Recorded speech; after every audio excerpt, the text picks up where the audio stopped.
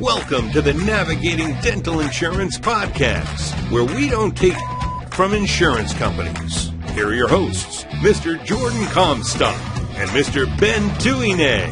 Welcome to another exciting episode of the Navigating Dental Insurance Podcast. My name is Ben Dilaine, and today I'm going to be your solo host.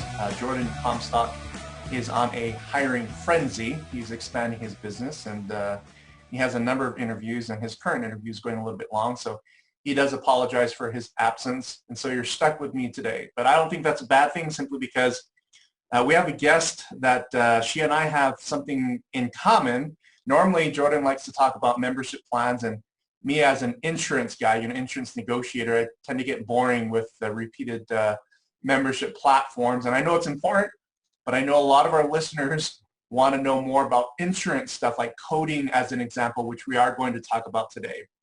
So today we have a very exciting guest. We have Dilaine Gloege. Did I get that right, Dilaine? You sure did, Ben. Perfect. Dilaine is, I would call her probably one of the foremost experts in the arena of dental coding throughout the United States. She's going to go through her background, and you're going to know why real quick. But Dilaine, we want to welcome you to the program today, and thank you so much for taking time out of your day to be with us. Thank you so much for having me today, Benjamin. Yeah, it's sure a pleasure and a treat. And first, I'd like to just introduce you to our listeners and sort of go through your background in dentistry so they know who you are, because I would say most of our listeners, if not all of them, have some experience with your work that you've done for a particular entity or organization over the last 6 years. Do you mind going through your background on how you got started in dentistry and your most recent work with Dr. Charles Blair and his group? Absolutely. So I fell in love with dentistry just by chance in the 80s. I took a temporary job in a dental practice in between college semesters and knew immediately that was my passion. So I then went on to become a certified dental assistant, and I was very fortunate to have worked for a very progressive GP practice. We learned a lot, and CE was never an option as far as there was no end to it. Anything we wanted to learn about, I had the opportunity to do. So I am very grateful for those number of years I spent chairside. And then I developed an interest in insurance. And to me, it's a puzzle.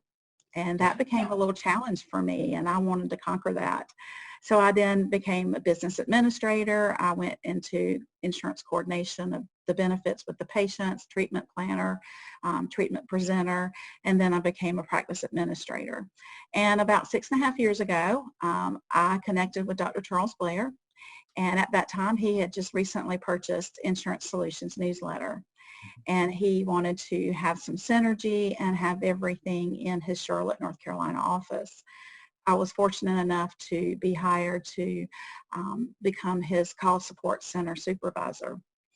Within just a few months, he had me out there speaking. I have a passion for, again, dental coding and insurance and solving the puzzle that goes along with it and helping team members work through that and navigate all there is to know to be successful and take away their daily frustrations and challenges. So I love working with dental teams and providing quality education. That's awesome. That's awesome. And if you were to assign a number, how many years have you been involved in this whole dental industry? About 34 years. So, wow. So you're a little seasoned. So you know what you're talking about. You can't be in dentistry for that long and not know a thing or two about coding or insurance-related issues that you provide coaching for your clients.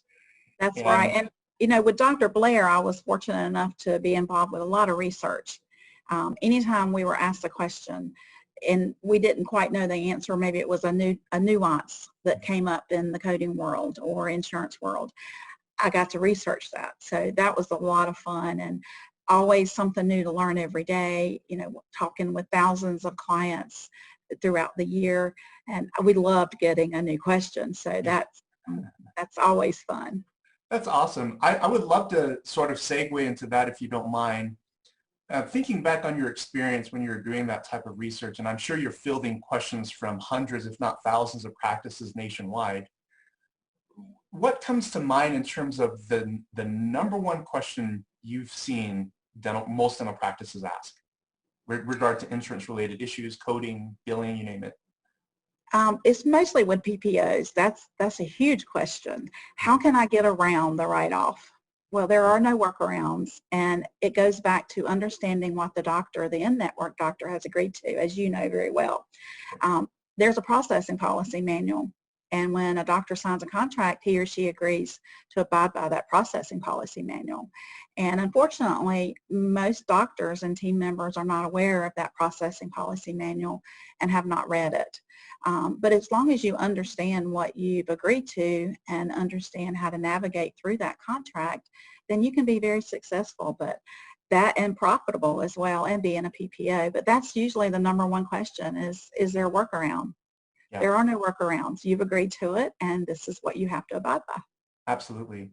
So in recent years, we've known that process and policy manual to be called different things among different insurance companies, right? That's correct. I think United Concordia calls it a dental resource guide. Other insurance carriers call it a different thing. And when you call them as a contracted provider or an in-network provider and you say, hey, I want a copy of your dental resource guide, a lot of times they're puzzled and like, I don't know what that is. And then you have to ask them, well, it may be called a process and policy manual or guideline. And at that point you can get to it. And I think that's a fantastic piece of advice, because I agree that is one of the most ignored areas of a doctor's contract with insurance. I mean, you have the CDT codes, but you also have the guidelines on how insurance companies pay. A good example I would say is that I can think of is like Cigna, right? With Cigna and their crowns and buildups. When the crown and buildup gets bundled, oftentimes, I can't remember exactly, you probably know better than I do in their particular guide on this. Isn't it a function of reporting the seat date or something of that nature with Cigna in particular to get the buildup unbundled? Yes, so you should be reporting the buildup the day it's completed, which is the prep date typically. You should hold the claim and report the actual crown the day it's completed, which is the seat date. What we find in Cigna and all the other PPO contracts is most of them require that you submit services based on the completion date. And a nuance that's come about in the last few years is we used to be able to just write on the claim in the remarks section, is just enter the prep date, seat date, and a human being was reading those claims. Mm-hmm. Well, now no human being is reading and processing those claims. They're all processed by computer software. So a lot of the payers want to see the actual date of service reflect the completion date of those services. And that becomes a challenge with your software, and you have to contact your software team. I see you smiling, so I know you're fully aware of what I'm talking about.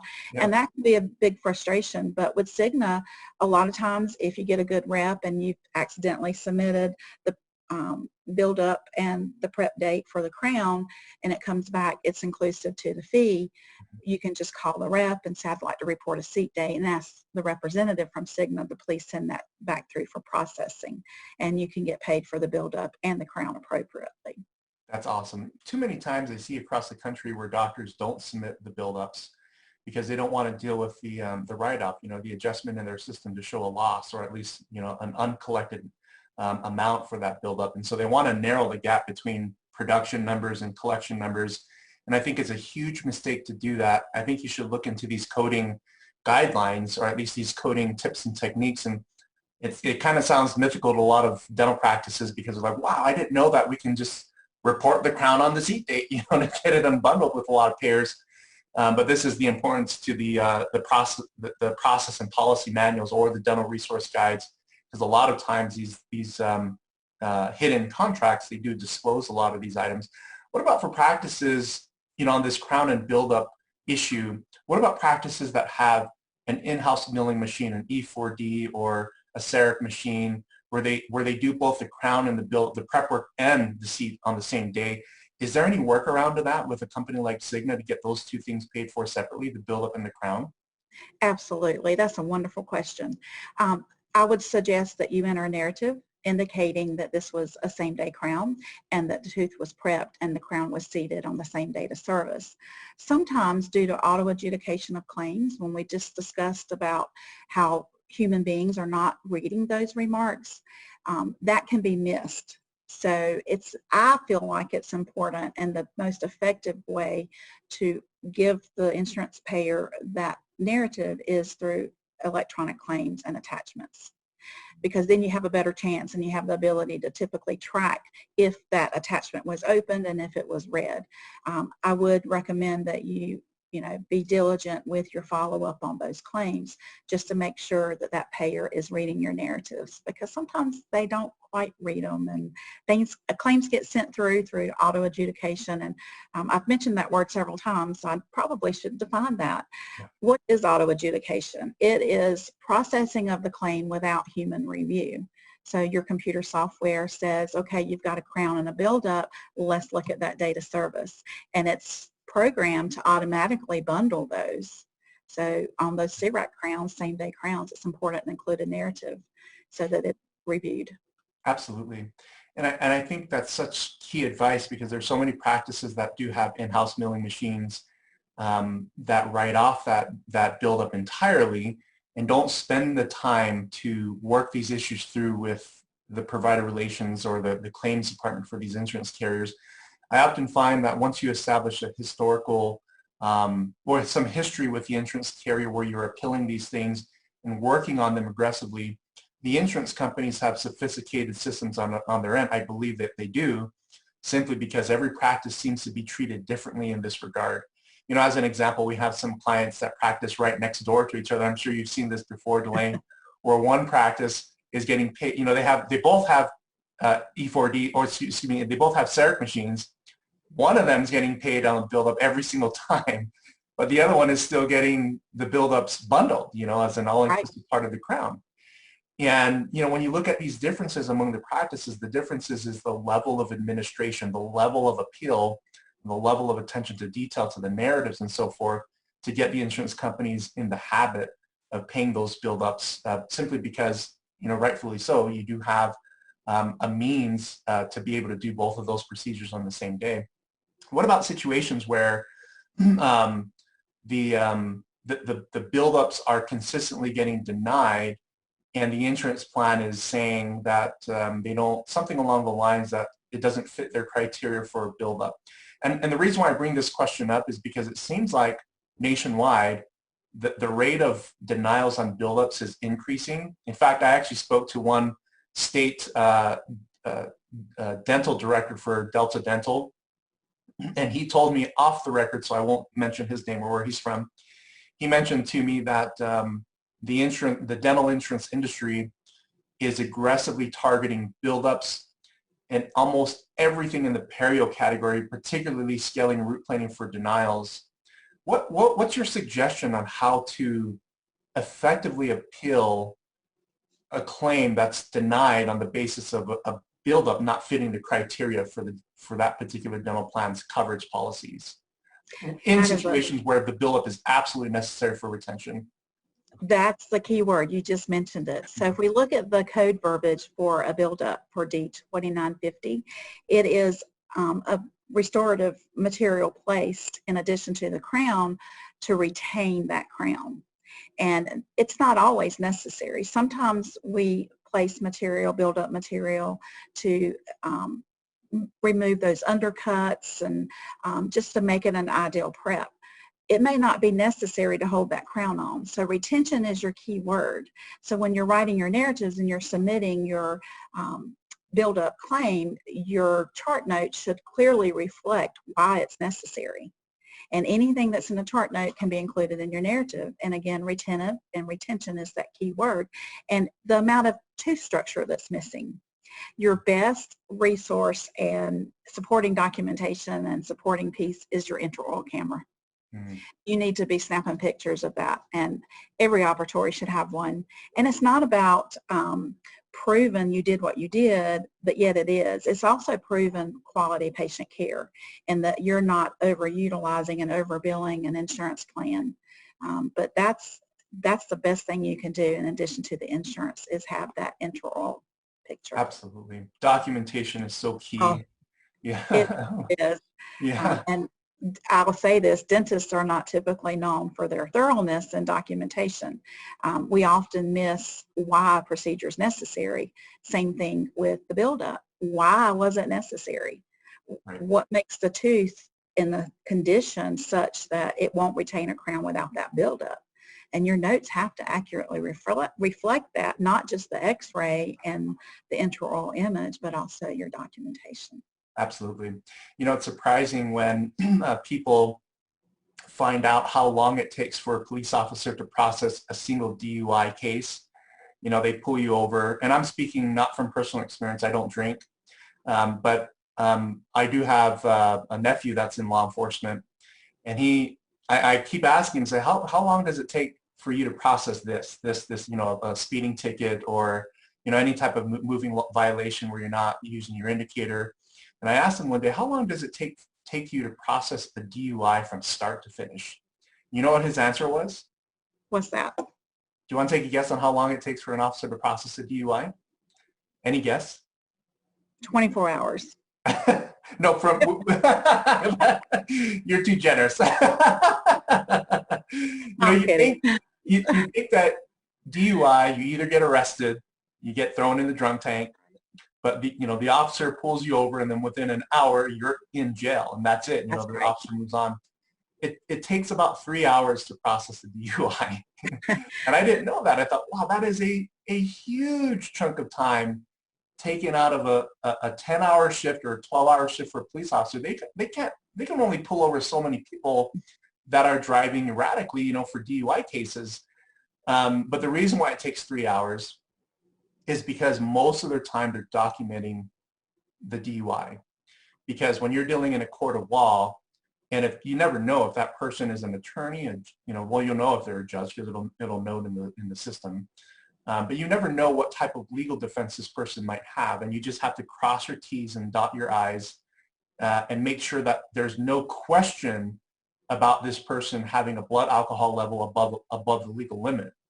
And when you look at that in dentistry, we're not necessarily dealing in a court of law, but when you're dealing with insurance benefits, it kind of almost feels like that, right, Dilaine, where you're submitting claims, and if you don't have your documentation, you can't prove your case or prove your appeal. You may have been performing the best dental work, but if that doesn't match up in the form of how a claim should be submitted with the narratives and all the protections afforded by the CDT leasing agreement between the ADA and insurance companies, you don't have a case. Your documentation is where it's all at. And so I have another question, if you don't mind. Sure, but that's a great analogy before we move to the next one. I had never heard that before, but that is a perfect analogy. And it's not about getting paid whether the patient has insurance or not. Your documentation has to clearly support what you did. Absolutely. It's interesting. I was at, and I'm sure the many conferences that you've been to, representatives from the American Dental Association would repeatedly remind me that almost every insurance company out there, you can tell when an insurance company has leased the CDT definitions because on their fee schedule, it says that CDT is property of the American Dental Association. And so there's an agreement between the insurance companies and the American Dental Association that the insurance industry or insurance companies that lease the CDT are not allowed to change the definitions of the codes. That's right.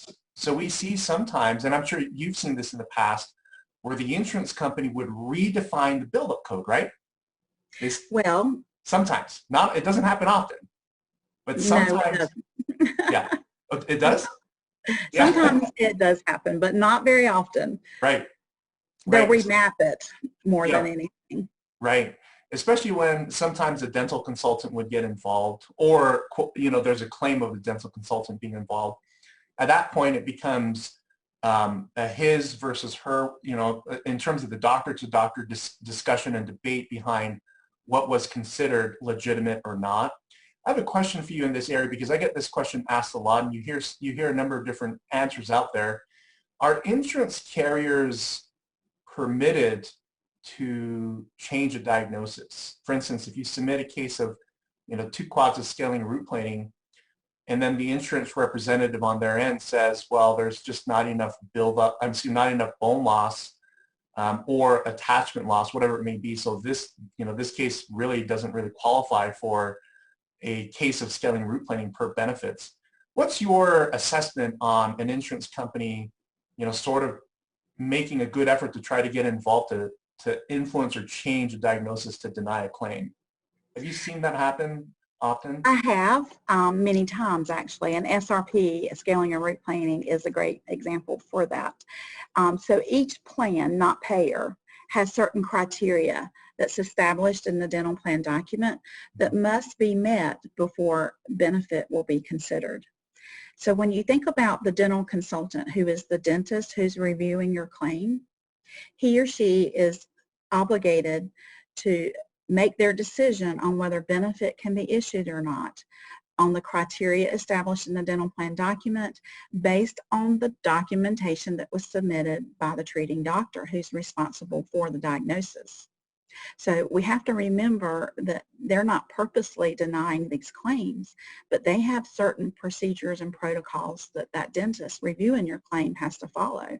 And most often when I review these SRP claims and I look at the documentation, it goes back to lack of supporting documentation because they didn't provide enough documentation that was able to be clearly read. Maybe the x-rays were printed on regular paper, folded with the claim and placed in an envelope. Well, by the time it's scanned and it gets to that dental consultant, it's not readable.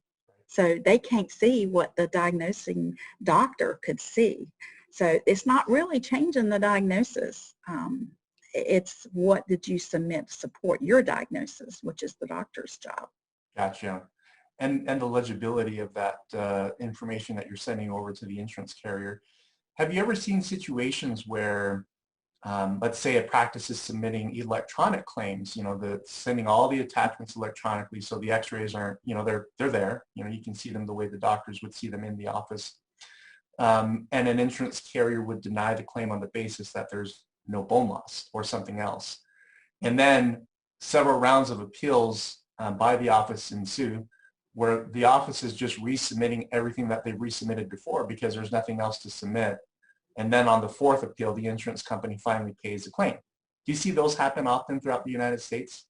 I do. So I always recommend that you exhaust all of your appeal attempts because just because one consultant denies it, the next time, the next level of appeal, you may get a different doctor reviewing the additional information you sent. So it's not necessarily a game like it appears to be, but you get different opinions and you're further clarifying why this patient needs this service. What was the diagnosis? What was the condition you were treating? So each appeal level, you increase what you tell that reviewer. So oftentimes by the time it does get to that fourth reviewer, you have submitted additional information and you may have a different reviewer as well. So I always recommend that you exhaust those appeal attempts. So it's definitely, it seems like a very thorough peer review where most of, I'm not too sure what the policy is on the insurance side, but from my experience, it's usually actually a licensed dentist that reviews the appeals and the information that you submit. So that's really good insight. I actually didn't know that it was probably a different person every time you resubmit a claim. Can be. Not always, but it can be. And the chances are very great that it would be. Yeah. That's awesome. We often see patterns in some practices, after the third or fourth appeal for particular insurance companies, almost 100% of the times those claims get reversed. And then it begs the question, why are some of these issues are so tough to get resolved the first time around? Why is it so tough for doctors to get claims paid the first time around when their documentation is solid, and it was told to me by another dental consultant, a dentist who works for United Concordia, again, off the record, so I can't mention his name. He mentioned to me that oftentimes the auto-adjudication system kicks in, where the claim automatically gets denied because they're scanning for keywords and oftentimes they miss those things. But here's another enlightening thing that he mentioned. He said that a lot of times, he says, okay, this is the off-the-record part. Well, you know what? Since I mentioned the name of the insurance company, I probably shouldn't mention it because I don't want it to link back to him. But essentially, the suspicion of some insurance carriers intentionally doing that, that may or may not be the case. And I'm going to leave it at that so that I don't want to burn my sources and I'm sure you have some too that could verify a lot of this information. But moving along with some of the coding, and this documentation thing is really fascinating, and thank you for sharing your insight there. What is your opinion on the code 4346? That is a great code, and I got real excited when I always attend the Code Maintenance Committee meeting every year at the ADA, and I love hearing the conversations and how the codes changes are made and all the discussion that goes around it. That was definitely a needed code. I've been in dentistry long enough to see that has been a missing piece and a gap in the code set for a long, long time. And several attempts over the last years have been made to correct that unsuccessfully. They nailed it this time. It's diagnosis-based. Everything we do is diagnosis-based. But for this particular code, there's keywords in that code that you need to understand. First of all, it's full mouth, moderate or severe gingival inflammation. So that's the diagnosis that must be documented. And it goes into further description of the code with the descriptor. In absence of periodontitis, there's no bone loss. So you've got this gingivitis case that you have determined is moderate or severe, and it's all documented. You've got a perio chart that is proving that there's no signs of periodontitis. There's no active infection and there's no bone loss. You've also got intraoral images showing the full mouth inflammation, the inflamed tissue. So you've got all that documented. You've got your x-rays. So you submit that. And a lot of insurance companies are handling it as a pro fee.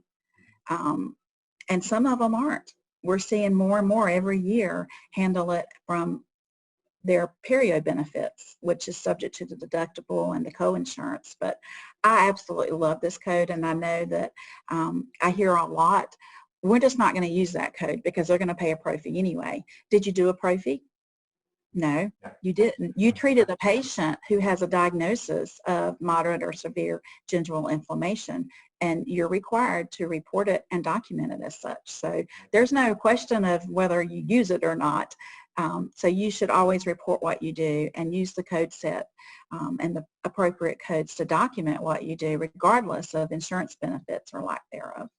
Right, and I agree with you. I think the lack of reporting this code hurts dentistry, the clinical side, because as utilization increases or decreases for certain codes, if it decreases, then there's less emphasis on the benefit discussion side between the brokers and the employer. And I've actually seen these discussions happen where there's less emphasis for a particular group, like a school district as an example, where there's historically not a lot of billing of periodontal disease for this particular group. And so the brokers would then steer them towards a premium that's more preventative care in nature, you know, with some perio coverage. And they look at the data. The data is taken directly from what the dental offices are reporting to the insurance carrier. And I believe what you say. I think more practice, every practice should be reporting this code. I guess the fear is, and I hear this all the time, well, we reported 4346, they covered it as an 1110, but the patient now has to pay 20% out of pocket. And is that, Dilaine, is that a concern that is a fear to collect money? You know, what's behind that concern among practices that say that? I have seen that for years, and I think you're just afraid to say, this is what we did and this is how much it costs, and ask the patient to pay that. It goes back to education. Did you properly educate the patient on their condition and that they were not receiving just a regular pro fee? And you've got the whole team has to be involved in that education, not just your clinical team. Your business team needs to be confident in understanding what procedures were done so that they can clearly feel comfortable asking for money and not look at that procedure, oh, it was a pro fee because that's how the insurance is going to pay, but this insurance company didn't, and I don't want to ask her for that. Well, maybe that business team member needs a little more clinical education to understand the difference in the procedures. Yeah, make them more comfortable. Spot on. That's spot on. And that's my belief too, is the level of education that you give the patient.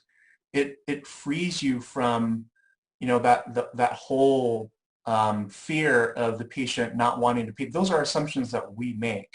That's And right. oftentimes when we make those assumptions, our presentation carries those concerns over. And naturally, your fear of the patient not going to pay is correct because you told the patient, your concern came out and you're apologizing for the work that was done on the patient. I don't think anybody needs to apologize for the condition that the patient's oral health is in. That's not your fault. That's That's, right. It's the patient's responsibility. and from a financial perspective, at least for me, when there's accountability, especially when there's financial accountability, you're sending a message.